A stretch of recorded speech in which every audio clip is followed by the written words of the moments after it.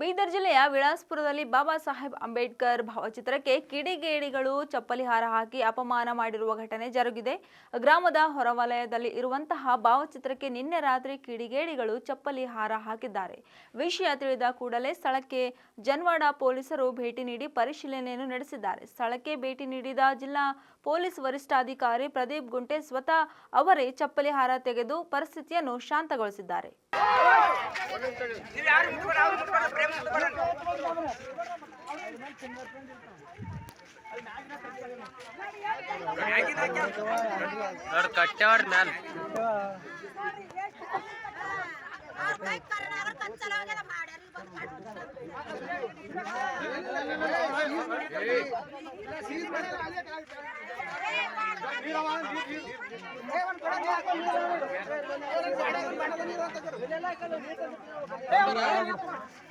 ಯಾವ ನೀರ ತರ್ಬೇಕ